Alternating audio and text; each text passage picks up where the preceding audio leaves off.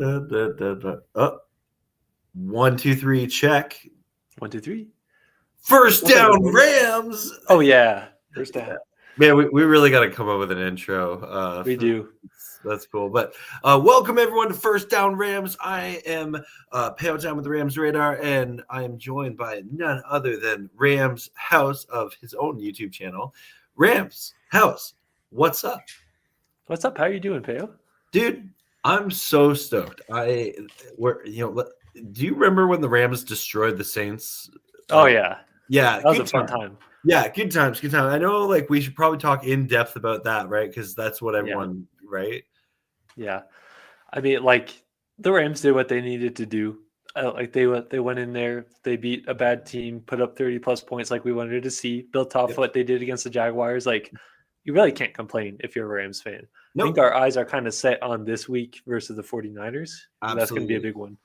Yeah, and I think we've talked about everything we need to about the Rams and the Saints. Yeah.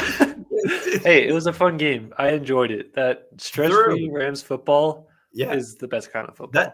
We have, as Ram fans, we have not been blessed with too many of those games, but here we are back-to-back kind of, okay, you get to the third quarter and you're just, you're relaxed and you're loose, right? Yeah. Love to see it. You love to see it. Yeah, I'd be okay seeing it again on Sunday. Honestly, in Levi Stadium too. That would be pretty fun. A little precursor to the Super Bowl, maybe. Yeah, that'd be fun. Anyway, thank you everyone who's tuning in live with us now or watching on the replay. We appreciate you. This is the show that's on Wednesdays where we talk about the Los Angeles Rams. We'll have over Rams action later. Oh, yeah. We'll have what's more likely, but it's just the Rams edition. And of course, we're going to start the show off with previewing the Rams 49ers. But before we do any of that, Rams House, we gotta welcome the chat. Oh yeah. We got Mabdi. I think I remember. Yes. I think I remember Muad'Dib. Let me know if I'm wrong, Muad'Dib. I think that's your name. I think I may have it down. Yeah. Let's see. I legit practiced on Sunday, and it is Muad'Dib. Yeah. I think we're getting it. We are. Yeah. Sonic Boom. Let's good to see you as always, my friend. We got Cringeosaurus. He's saying I hate that team in North Cali. I think all Rams fans do. Yeah. We're like Aaron Donald, who just hates the Niners. I don't see anything wrong with it, to be honest. No. It's in sports, it's okay to have fun rivalries like that, right? Yeah. We got Cue the Fade. The game is the first Rams playoff game, believe it or not. This game determines whether or not the Rams deserve to be back a second time. We got Sinjin in the house. Good to see you. We got one of our friendly 49ers fans, Steve-O here. What's up, Steve-O? Cool picture. We got Tony in the house. First down, Rams. Let's go. Oh, yeah. Let's go. And Mr. Doinks 11. I love that. I love usernames like that. I do too. Yeah, they're fun.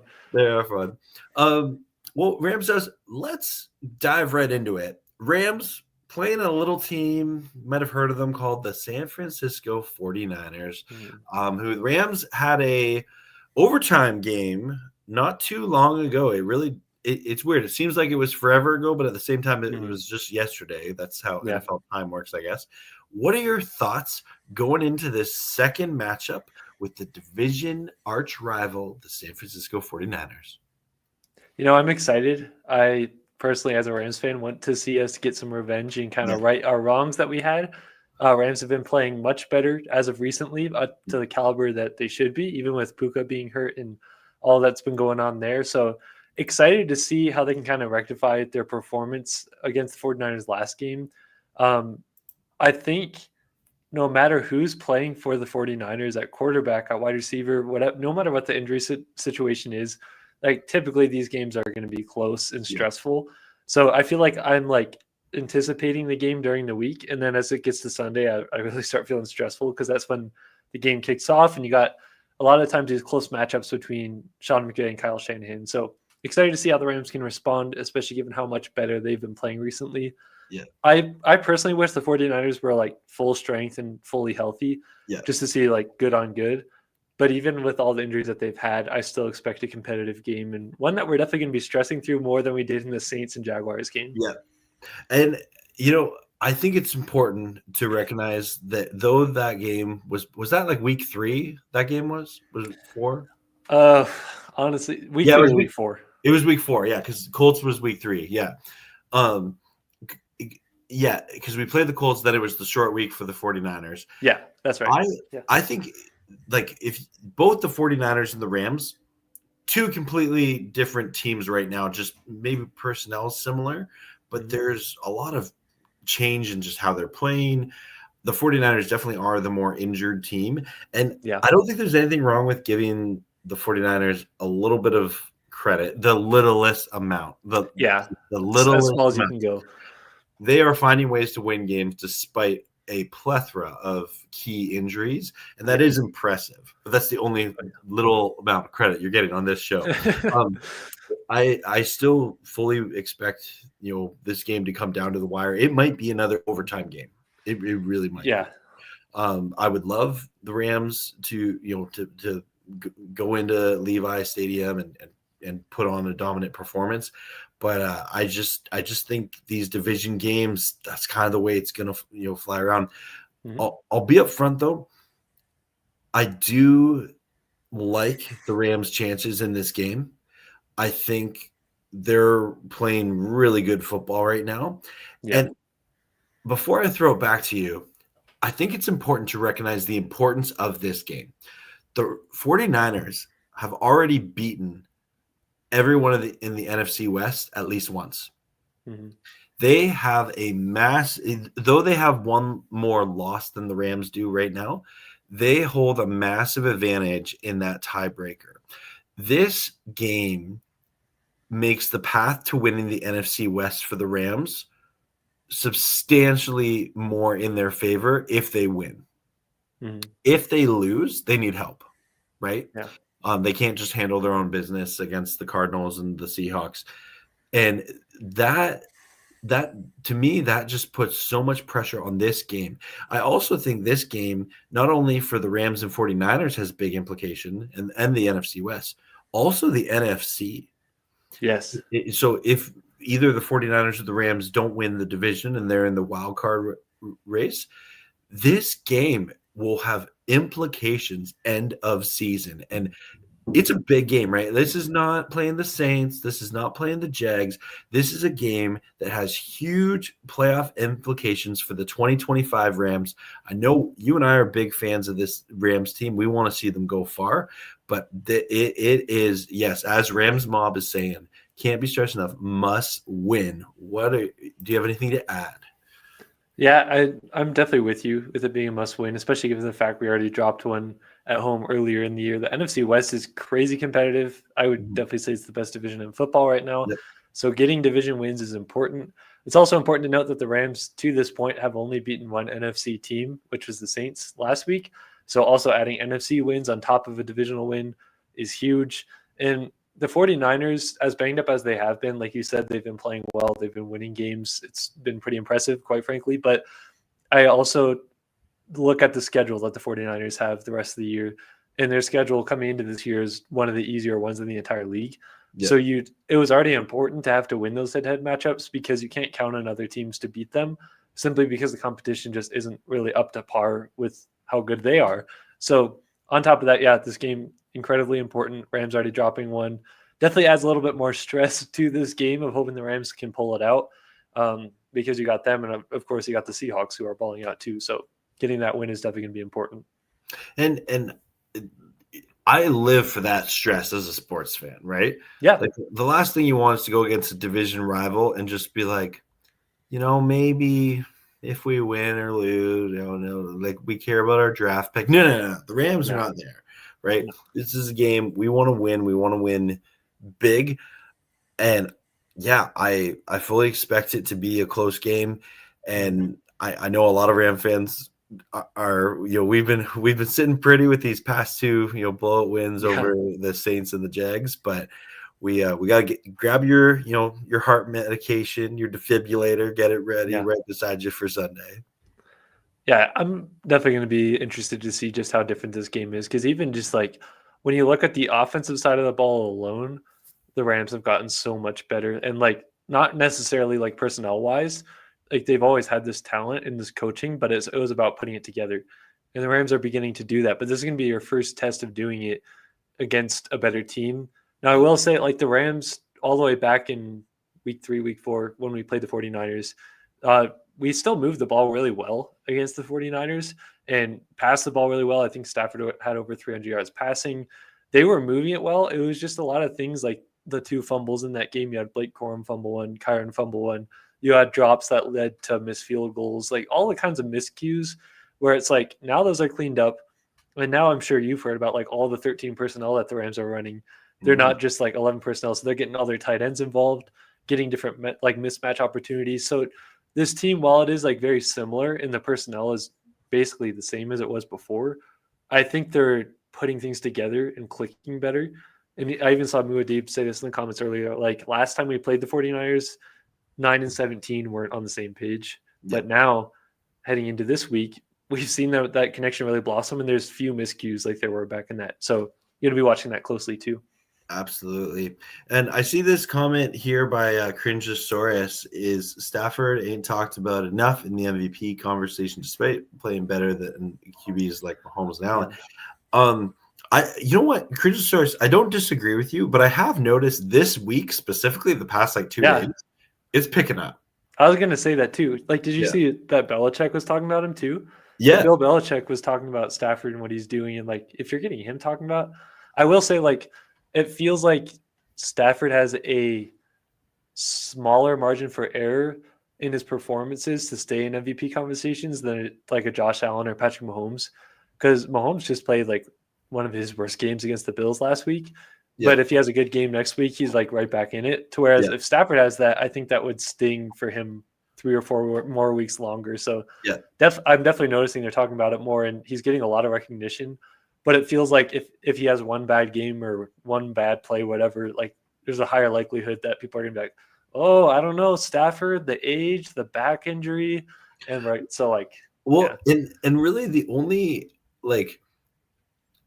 Stafford, like the Stafford haters out there, criticism that I heard is I heard one person be like, yeah, Stafford's having a good year, but like he's got a really good like team around him, right? Like that argument comes up, which is like that's just the stupidest reason to not give him an MVP vote. Yeah, because I mean, like he's still like if you watch Matthew Stafford, you're seeing the crazy different kinds of throws that he's putting out there, the no looks, the looking off defender. Like you have incredible roster talent, and I'm not denying that. And you have a great coach in Sean McVay. But I would say he's still maximizing it more than if you had a different quarterback back there. And he's doing things like even last week, I'm thinking back to like obviously you had the no look to Devontae on the dig route against the Saints. That was like 20 yards, which is incredible. But even plays like him escaping a sack that was right in front of him, like shimmying past it, doing a no look pass to his screen, and turning that into 0 yards compared to taking a sack. Like there's a lot of nuanced things he's doing that people don't really think about when they look at the roster and all the talent around him. So I'm just glad, like you said, I have noticed this week, like more people are talking about him in that conversation. I still have to see it to believe it that he's going to win the MVP. I think he's deserving of it if he keeps playing like this, but I'm like, I need to see the voters actually give him his credit before I'm like, yeah, he's definitely going to win it. Yeah. He was even blocking. Exactly. He can do it all. Yeah. That was one of my favorite Stafford plays of this season so far. It cracked me up to see like he really wanted to do it. He had all the willpower to do it, and then he like backs off last second. He's like, "Oh, I don't want to do that." Oh man, I see Grandizer here preparing for 20 questions that we should have asked on the bye week. Wow, good to see Grandizer. Whose house? It's always a legit question. Rams house. It is Rams house. Yeah, we'll be playing at Levi Stadium, so we won't have the red taking over SoFi because it's going to be at their place. So, anyone who's watching live with us again, thank you so much. Appreciate you guys tuning on in, and feel free drop your score predictions in the chat. We would love to, it's always fun kind of gauging what the vibe of this game is. I am of the mindset is I actually think this will be a lower scoring game. Really? Yeah, I think this is going to be a defensive struggle. I think it's going to be like a 20-17 type of game, and that makes me nervous because we're going to talk about it. Oh, the Rams kicking game. Okay, you know what? While people are getting their score predictions in here, let's peel this bandit off. Elephant in the room. All the cliches. The Rams kicking game has been really bad. And like it's to the point now where we are signing a new long snapper and a new kicker, and even like, did you hear McVay's press conference today? Yeah. So like the new kicker is gonna compete with Joshua Carty. Not ideal when your team is hoping to compete for a Super Bowl, but here we are. Going into week 10, and the Rams are having a long snapper and kicker competition. How do you feel about that? You know, I think it's also another like stereotype and cringy thing to say, but like competition does like breed excellence and like great play. So whoever's fault it is on, McVay said multiple times it's not just one person, and there's a lot of different issues on each kick. I'm just glad that there's competition to have a little bit of pressure on the group as a whole and on like Chase Blackburn, just to get things better rather than it being like everybody's job is completely secure.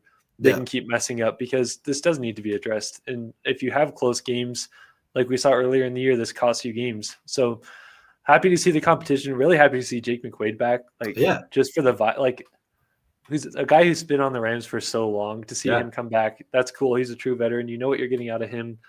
The kicker that we got, I love just the way he looks. It's just hilarious to me. To me, I'm one of the people that think that Josh Carty isn't really completely to blame on this, and he played incredibly well last year. I think there have been times that it's been his fault, but I just think he needs consistency, and we need good protection. But regardless of what I think, there's competition in the building, and I think that's going to bring the best out of this unit rather than just having your same thing rolled out every week. And that's kind of where I stand. Yeah, I agree. I think I do. It's this weird thing where, like, if the Rams didn't do anything, I'd be like, oh no, we're just trusting it gets better. Yeah. That's kind of been the approach they've been taking all season long, and it's not getting any better. Like, I still am super nervous them lining up for an extra point. And we shouldn't be. Right. And then at the same time, when they brought in Jake McQuaid and I'm forgetting the new kicker's name. I forget it. Nevis? Yeah. Like I get nervous. It's like, okay, here we are, week 10, having a kicking competition.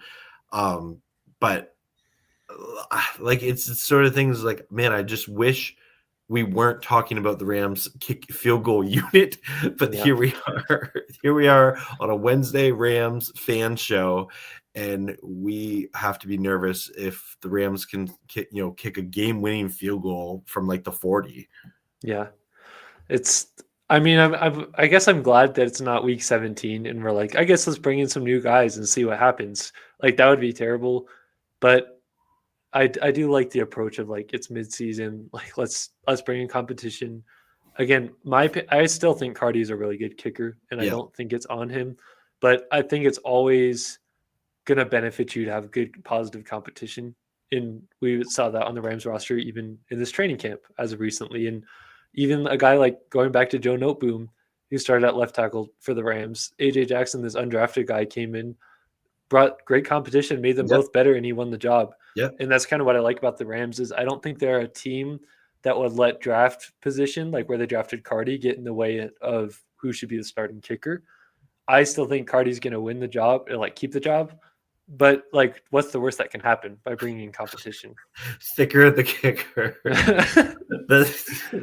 You have to, for your watch parties, you have to get a graphic for him if he ends up being the starter. If I'm not sure I'm going to have time to make one, but I would love to. Yeah. I was going to say, I have a conspiracy theory. What if the Rams brought in this thick kicker just to be an offensive line? and That protect on the end. I love it. That'd be hilarious. That would be so funny. It's like, yeah, the blocking's not the issue. That's why we brought in an extra kicker. Yeah. Oh, that'd be hilarious. That would be funny. Well, anyway, regardless, I am curious to if this game does come down to a field goal kick, do you think there's any chance McVay doesn't even risk it and he's just like, no, like I don't trust my kicker right now. I don't trust my kicking unit. Like, do you think there's any concern about like kind of the sports psychology angle of it all? I think it depends on the situation in the game. Like that honestly dictates a lot of things because I've seen Rams fans. Do you remember in the Ravens game when we went for it? I think we were like probably 10 or 15 yards out. And we were up by a lot of points and we went for it rather than just kicking like a 20-yard field goal. And we went for it. We didn't get it. And people were saying like, oh, the Rams don't trust their kicker. But McVay said like later on, like they just felt the flow of the game. Defense is playing well. Why not put up another touchdown and really put them away? So for me, it kind of depends on that. I hope we don't get to a spot where it's like we got to go for it every time. But I really do think it just depends like situationally of it. Yeah, and even in this comment section here, as I read through, these we're hearing different perspectives. Some people think it's more on Carty. Some think it's Carty's not necessarily blameless, but he's not all the issues here. And we as fans, we can speculate. We can have a lot of fun talking about it, like we are.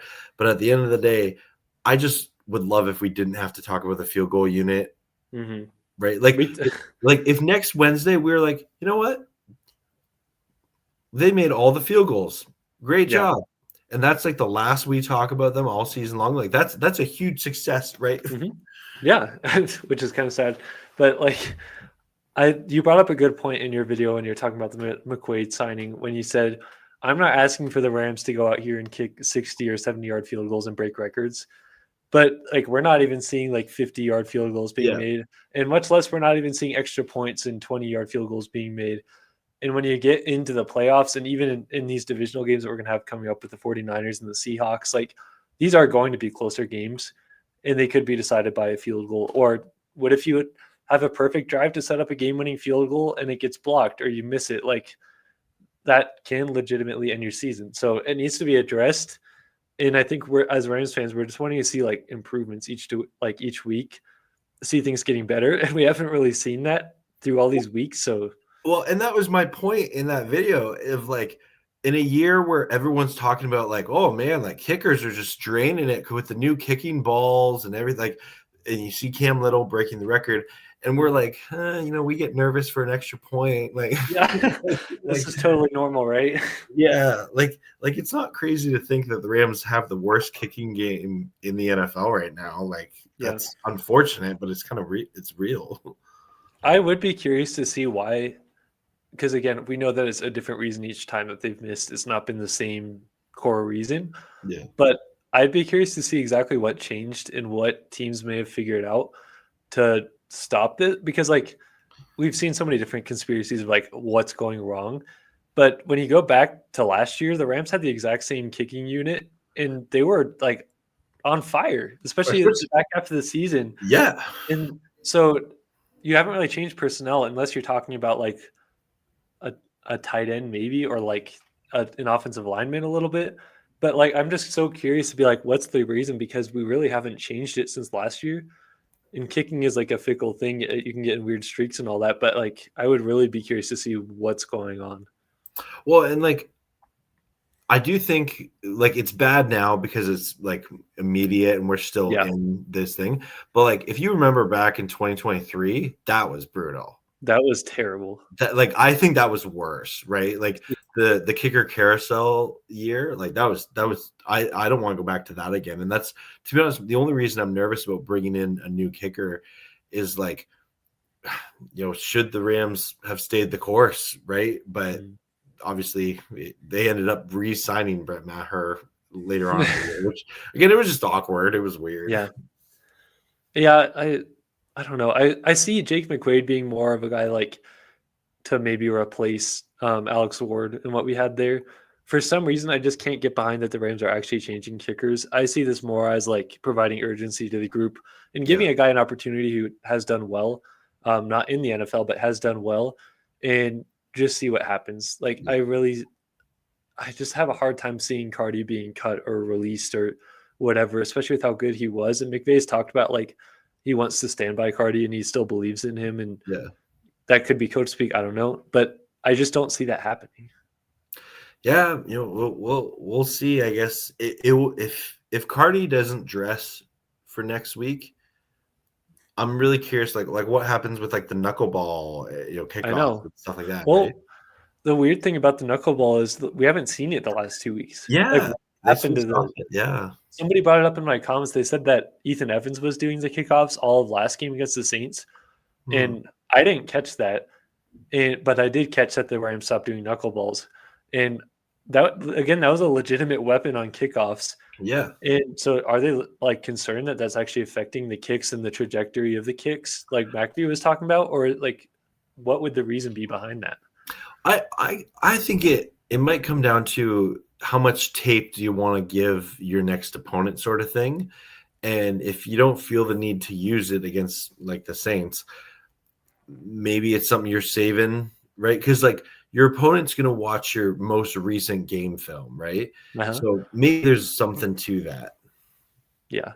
I'd be curious because everybody talks about how the Eagles were the ones that kind of started these kicking issues, but it was actually the week before against the Titans when we saw a blocked kick, and people don't really remember that as much because the Rams won by like 14 plus points in that game, but that's where we first saw it come up. And so whatever the Titans uncovered and discovered has continued to come up, but it's also not just been the blocking. Like it's not been just blocked kicks. We've also had missed kicks, and even some of the kicks that we've made have been like close calls where the guy off the edge almost touches the ball. And it's like, oh man, I'm glad that we got that off in time because it was like this close. Well, and in defense of Joshua Cardi, some of the replays you can see he has to adjust his kick because of a failed block. Yes. And like you can see him like, and he still gets the kick off, but like his one last week that went wide right, like I don't put that one on Carney at all. Yeah, there's a guy right there. So he's just trying to. Yeah. I was kind of impressed that he got it around the guy, but obviously it wasn't even close to going in. So I don't know. I think we've had these spurts of like the Rams having bad kicking games and having misses before in that kicker carousel. But I can't say I've thought about special teams more than I have this season, particularly when it comes to blocking kicks. I don't remember the last time or any time in my life for every kick being like, this could be blocked. Like I have a pretty strong feeling this is going to get blocked. And that's not a fun feeling. I hope they can figure it out and get it figured out because obviously it could come back to bite them. Well, think of it. We've just spent like 12 minutes talking about the Rams field goal unit. This is a therapy session. I know, right? But just going into a Rams versus Niners, game. That's where we are. That's what we're doing. As much as like you'd love to see the Rams blow out the Niners, I think it would be really cool to see the Rams end the game on a walk-off 50-yard field goal made, just to get like positive vibes about this kicking game. And maybe that helps to just like lead them into like a really good spot. But I want to get to a point where it's like special teams makes a big play and the thing kind of starts to turn around. Yeah. I would love it if, okay, picture this. Are you picturing it? I am. Okay, get ready. So there's 2 seconds left in the game. Rams have to kick a 53-yard field goal to win it. Mm-hmm. Joshua Cardi about to kick it. Kyle Shanahan ices him with a timeout. Let him I want to see Joshua Cardi have ice in his veins. Yeah. Feel all the pressure. And we know the Niners, faithful are going to show up at home. And then come out of the timeout and drill it right down the middle. No question. No question. Like I would love if that's how the Rams win. I would love that. I would love that so much.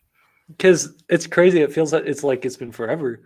Do you remember last year against the 49ers in week 2, I think it was, when Cardi drilled the kick to win the game against the 49ers? Yeah. It wasn't a walk-off. Yeah, it wasn't a walk-off, but it was like the kick to put them up ahead, and then the Rams defense got a stop. So like we've seen him do it. He's been clutch in other moments. I just don't think you can blame everything on him this year. 100%. Yeah, there's lots of blame to go around. Speaking of blame, I blame you, Rams House, because What? you have assembled a bunch of hot takes for Over Rams Action segment. There's a segue for you. That's beautiful. But you haven't shared them with me yet. So can you I haven't. figure that out? Let's get it going. We just got to execute better above the neck. Yeah. Get back into this. So, beautiful segue by Peo Time. We're going to be getting into our Over Rams Action Wednesday. If this is a guy's first time here watching, Over Rams Action Wednesday is a spinoff of what Rich Eisen and Chris Brockman do on Monday for Overreaction Monday. It's basically potential hot takes pitched to Peo Time and to you guys in the chat, except they're all focused on the Rams. After I pitch it, you guys are going to react if it's a hot take or an Over Rams Action or if it's fair. So starting off with number one here, we're going to be facing a very good tight end in George Kittle. Yeah. He's been back the last few weeks, but he hasn't had over 42 yards since coming back. Really? So in saying that, Terrence Ferguson will have more yards than George Kittle in this game. For reference, Terrence Ferguson last week had over 50 receiving yards. What say you guys? Wow. Okay, that's an interesting stat about George Kittle. I did not know that. Yeah. I'm going to say this is not an Over Rams Action. I think Terrence Ferguson has gotten better the past two games. Yeah. And you saw him on Rams Revealed this week. That dude looks like he's ready to be a force. And I could see this being the Terrence Ferguson breakout game. Yeah. And I'm like, we just keep seeing him get used more and more in this offense. Yeah. So I could definitely see it. And I think a lot of the times that Ferguson gets a catch, like what's been the shortest Terrence Ferguson catch with the Rams? Like they're always, I feel like over 10 yards. Yeah. They always, the first one was 16, right? Against the 49ers. Yeah. And then you think about that deep one against the Jaguars in London for the touchdown. You think about the corner out last week against the Saints. And so like he's at high volume, like in terms of when he gets the catch, it's usually an explosive. Yeah. Yeah. Sheriff in the house. Shout out Sheriff Joe Bags. Thanks for popping on in. Yeah. He's saying Kittle has 100 on the season. Ferg hit over 50 last week and is getting more and more involved. Yeah. Absolutely. Yeah. Especially with that 13 personnel. So, I mean, it may sound like a hot take, especially for 49ers fans, but if you really look at it, like just purely looking at numbers, Ferguson has been outperforming Kittle since he came back, but he's also just kind of getting worked back into the offense. Kittle is after the injury. So, and just one more thing about Terrence Ferguson. It's funny because Ram fans, we're so hyped. We're like, oh yeah, he was second round draft pick. Like we're pumped about him, hearing about him in the offseason, things like that. I know so many like above average NFL fans who are like, who's Terrence Ferguson? Yeah. They don't care. They don't know. Yeah. Right. And so I would love Terrence Ferguson to have his breakout performance versus the 49ers. Me too. I think that'd be a lot of fun. I think a good point by Rams Mob here. He says, I don't know. To me, it sounds like an Over Rams Action. Kittle always seems to play well against the Rams. That's fair. Which is very fair. Yeah. Kittle does play very well against the Rams. And I definitely expect him to be heavily involved another game after his injury coming back. So I think you could go either way on this one. When you're just looking at pure yards, though, like I think Ferguson has a chance. He gets some explosives. So we'll see. Also, Muad'Dib says, go four personnel, 3 tight ends, and Jared Verse. That would be hilarious. I love that. Like Jared Verse would be running with the football, smack talking as he's running. I would love that. I would love that so much. All right, number 2. Keeping it with the in-division theme here, we know the Seahawks just absolutely obliterated the Commanders last week, and they've just been looking so good. We're going to see them in 2 weeks. And so I have a take here. The Rams and the Seahawks will combine for 25 or more wins this season by the end of the year. Ooh.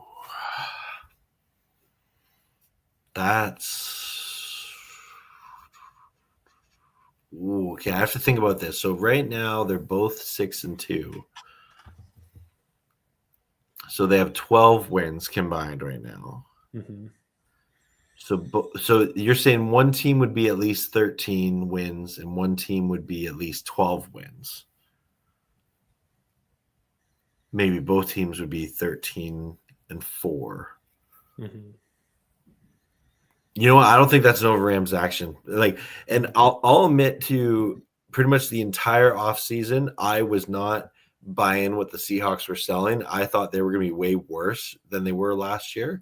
Because I was the guy that was like, they were a 10-win team last year with Geno Smith. Like they could have won the division if a few more wins go their way. But then boy was I wrong.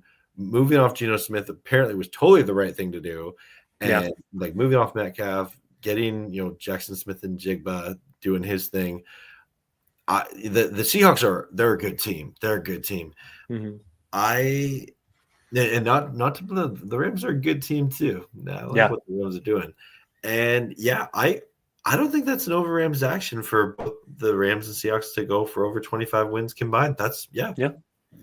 And I mean, to be fair, like both these teams are going to be kind of beating up on each other because either the Rams give the Seahawks 2 losses or they split. Like they could both be getting losses from each other. But like really outside of this division, I think that the Seahawks and the Rams can like beat up on some NFC teams. And like that's just how good they are. So Sheriff Joe says, I can see it. Cindo says another decent take. So people are buying into this. Seahawks definitely have been very good this year.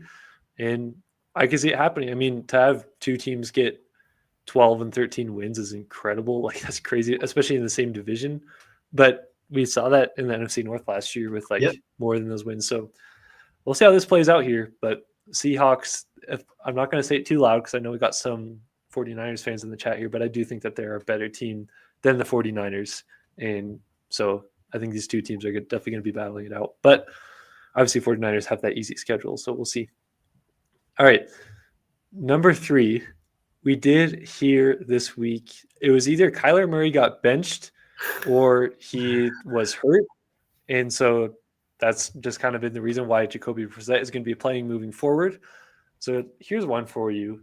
Xavier Smith will have more receiving touchdowns by the end of the year than Kyler Murray has games started with the Cardinals. I was wondering where you're going with this. Oh man! Of course we had to do something about throwing shade at the Cardinals and Kyler Murray, which I'm totally convinced him going to IR is his agent helping him save face. I'm of the mindset of this was a soft benching, right? Like, yes, I'm with you. But to answer your question, Xavier Smith will have more receiving touchdowns. So him getting 1 would be like it's not out of the question for Xavier Smith not to get any receiving touchdowns by the end of the year. Him getting 1, I don't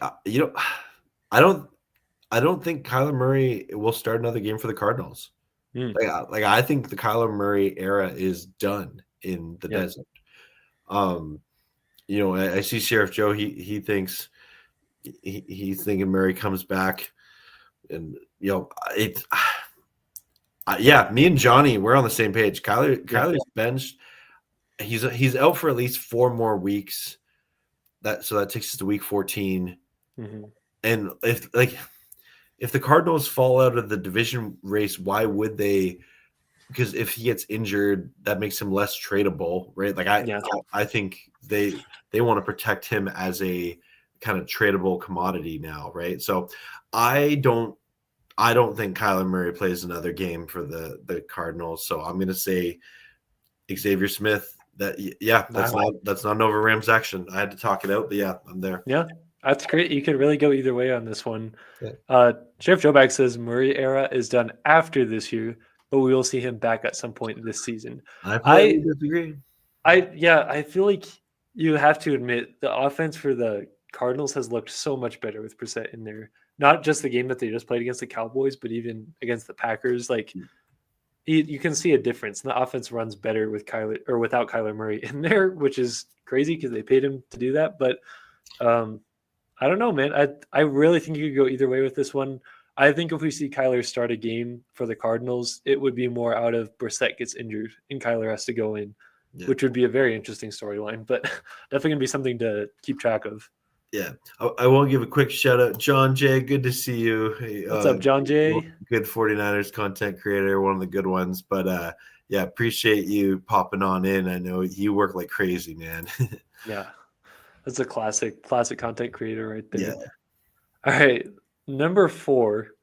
I have to preface this one because I asked one of my brothers to come up with this one, just to somebody who's not a Rams fan to come up with a take here. So see what you guys think of this one. Number 4, Tyler Higbee will have more touchdowns for the Rams than Puka Nacua has by the end of the year. Right now, Tyler Higbee is only 1 touchdown behind Puka Nacua, and we've known Puka to be a guy who puts up more yards and catches and all those kinds of stats than he does touchdowns.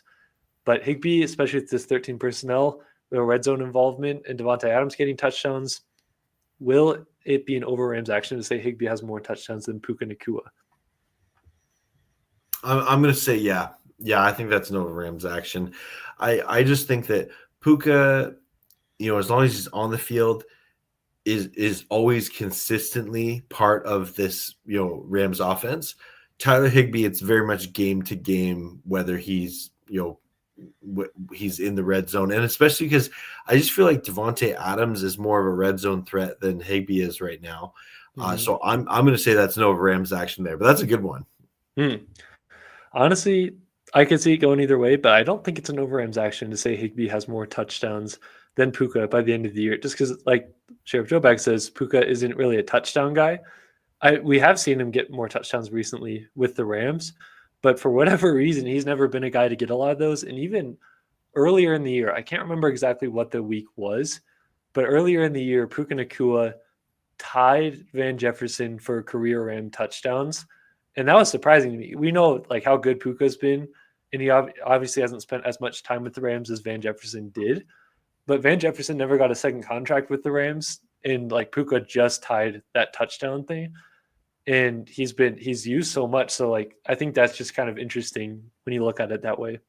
Well, and I think touchdowns for Puka will come like in spurts, right? Like, maybe he's not getting it now, but I could see another game, like another 3 weeks where he catches a touchdown every game in a row, right? Like I don't think it's totally crazy, but yeah, I could see the different perspective. Yeah. Wow. Sheriff Joe Bag says Adams has 3 less touchdowns as a Ram than Puka does right now. And I think he means all time with the Rams, which is crazy. But I mean, like Adams is just eating up touchdowns right now in the red zone. So but he was signed for that, right? Like he was. Like when the Rams signed Davante Adams, it was with the mindset of like, oh, this is to improve the red zone efficiency. And that's especially the past couple of games. That's what we've been seeing. Yeah. And I think a lot of people are saying like the Rams are just realizing to use him down there. But if you've been a Rams fan watching the games all year, you saw even early on, like they really wanted to get those red zone touchdowns with Adams and Stafford.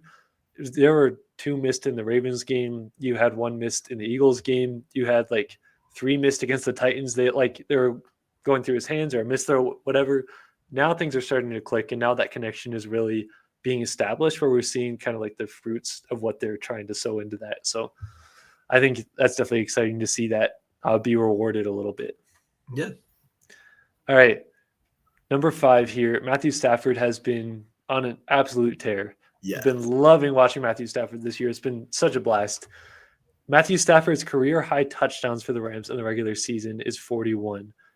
I'm saying Matthew Stafford is breaking his Ram career touchdown in this season by the end of the year. He's going to have more than 41 touchdowns. He's at 21 right now at this point in the season. I say he breaks 41.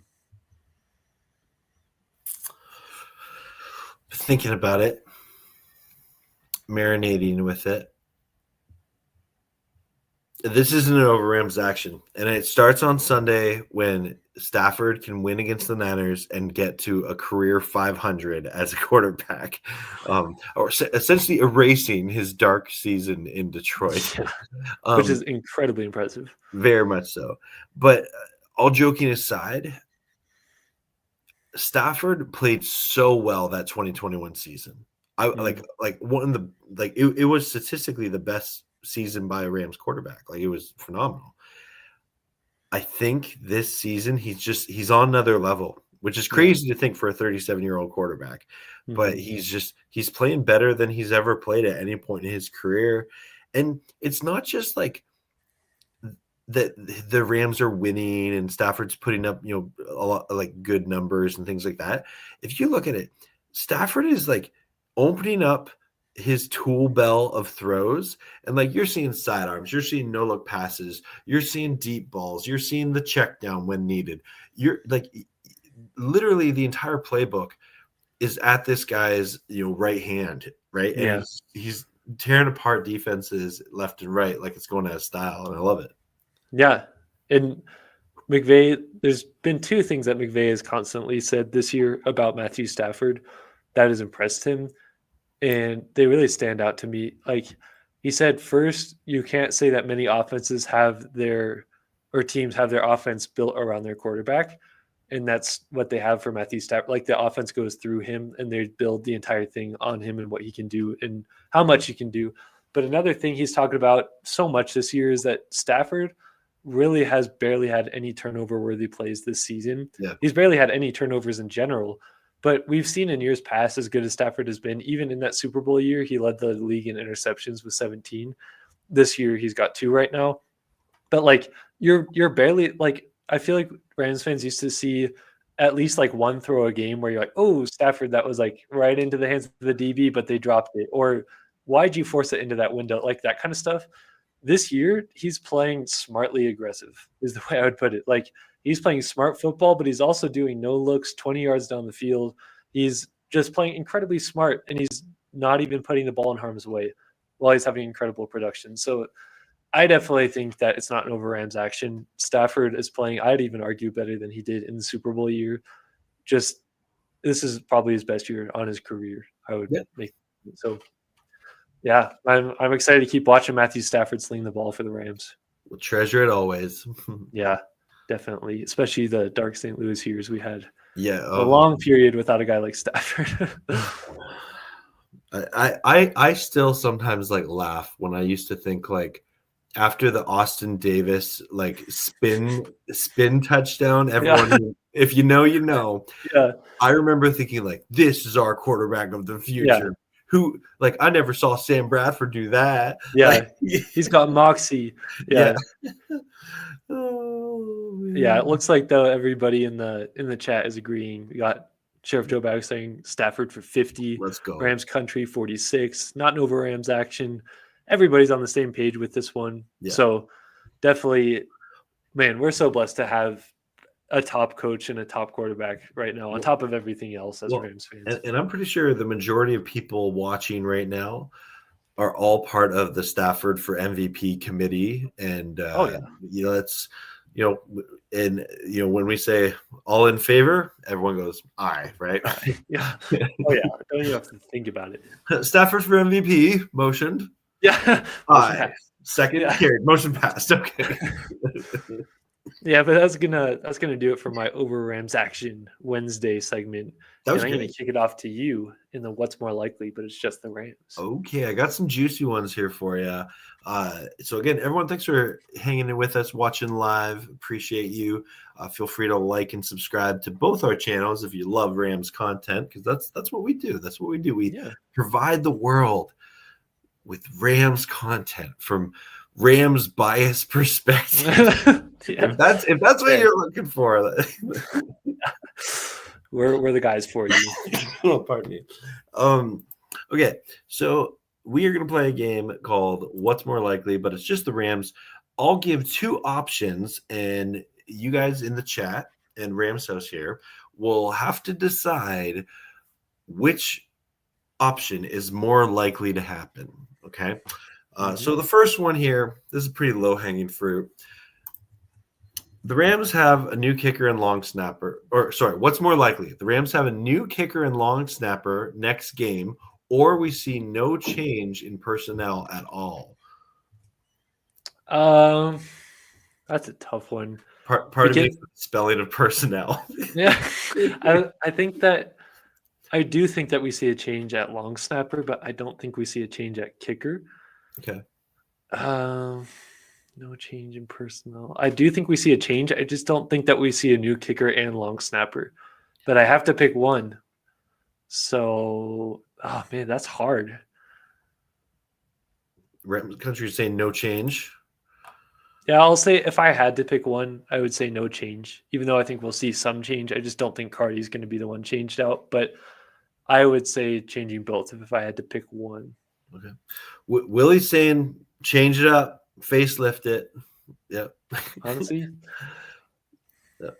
I don't know. I don't know why I can't shake the feeling like I don't think Cardi's really the main issue. I do think he can be a good kicker like we saw last year. I just think some things need to be fixed. But no change. Yep. Put Cardi on the line for a Tobin. Wow. Oh, That's man. incredible. That's savage. Okay. What's more likely? We just talked recently about Matthew Stafford. What's more likely? Stafford throws for 4 touchdowns versus the Niners, or Jared Verse has 4 sacks? I'm going to go Matthew Stafford 4 touchdowns. That's just been what he's doing recently. And Jared Verse is incredible. And we saw him have some incredible wins against Trent Williams last time. But I also have to acknowledge that Trent Williams is still like a future Hall of Fame player. Yeah. If he would, I guess the Rams could move him around. But if I'm just strictly thinking about the matchup of him on Williams, I don't see Williams giving up 4 sacks. Besides the 4 Rams touchdowns from Matthew Stafford. I just feel like this Niners O-line, they're held together by duct tape right now. And the Rams D-line, that favors them a lot. Yeah. Maybe it's a little facetious to think Jared Verse will have 4 sacks, but I think the Rams D-line as a whole is going to have a really fun game. Let me put it politely like that. But yeah, I would tend to agree Stafford for 4 touchdowns, but some people are saying he might get 4 sacks. Yeah, I think this is a good take by Sheriff Joe Bags right here. Yeah. And I'm in alignment with it, where it's like the 49ers get rid of the ball so quickly, and they have for so many years in a row. Like, you would have to win your matchup in like a second or two, and he would have to do that 4 times. So I'd say it's more likely for Stafford. I like this. I'd be okay if Stafford wants to break the NFL record for for touchdown passes in the game. I'm okay with that. You know, honestly, that's not a bad idea. Let's have that happen. That would cement the MVP. Oh, he's just kidding. He put JK. Oh, okay. No, we need to see it. Stick to the take. No. Yeah. Love it. Okay. What's more likely? Rams and Niners go to overtime again, or Rams win by 10 or more, by more than 10 points. That's a good one, because I'm like, this is probably Rams bias, but as time goes on, I'm thinking like my initial score prediction is Rams win 28-24. But as time goes on, I'm like, I could see this Rams team actually winning by more than that. But just given the fact it's divisional and these two teams know each other, these two coaches know each other incredibly well, despite how good the Rams have been playing recently, I think it'd be more likely they go into overtime again and we have a stressful game. Hopefully the Rams would just come out on top, though. Okay. Yeah. I'm curious. A lot of people are saying 10 points. In your prediction video, you did 10 points. Okay, cool. I'll have to check that out. Rams 31-21. Well, that's more than 10 points. More than 10 points. Rams more than 10 points. Yep. One previous. Okay. Yeah, I like that. See, I want to go that. Like, that's what I'm feeling in my heart, but I can't tell how much of that is just like Rams bias and just like having belief in this team. I do think it can happen, but divisional games are so strange. I'm trying to think of the last time that the Rams completely blew out the 49ers.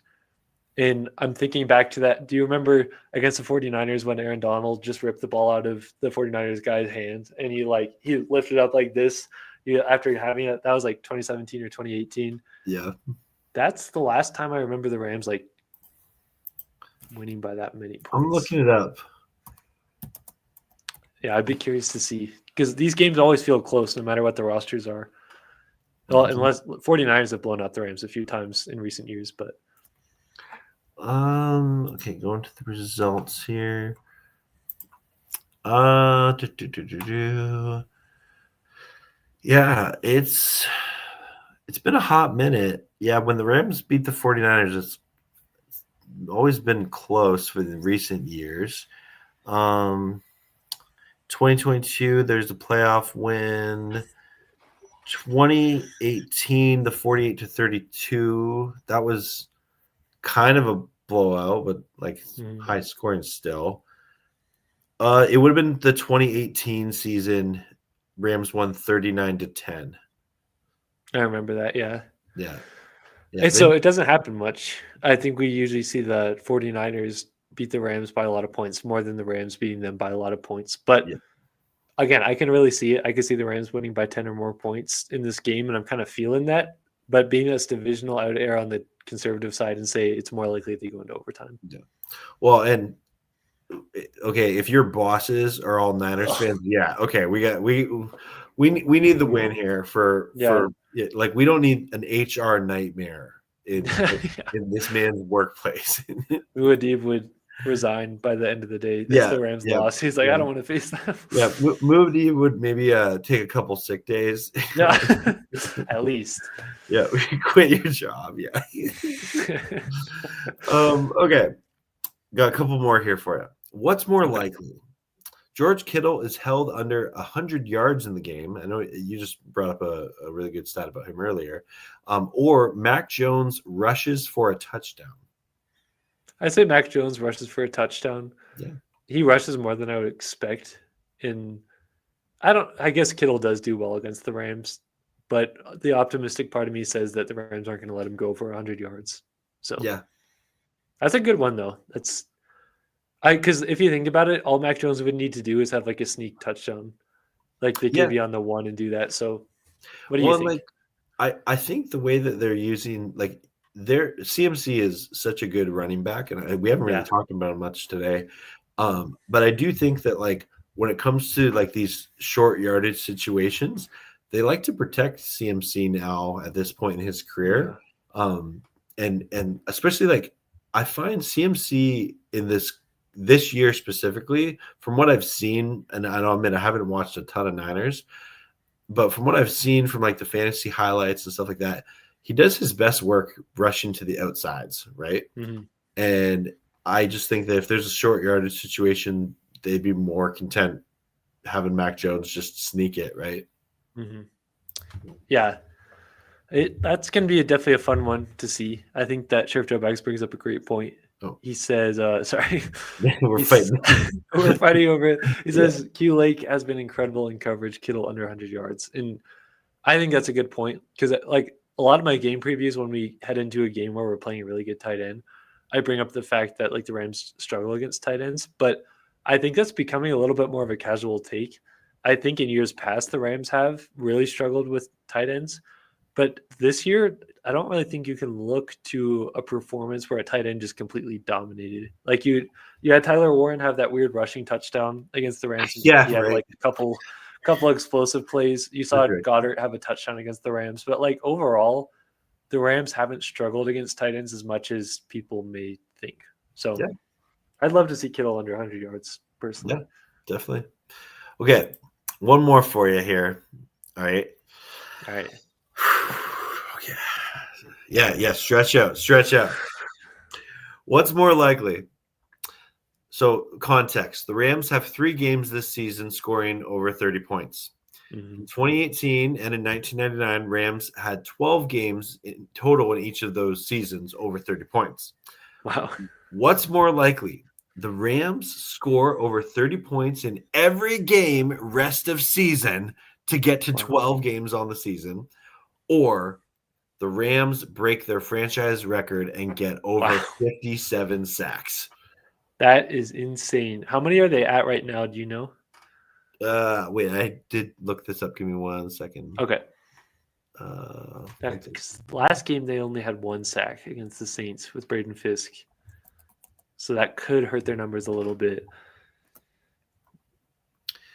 Sorry, I literally had it here in 20. Oh, sorry, sacks. 2020. I'm just gonna talk as you look at this. Yeah. You had. We're at 27 sacks. Yeah.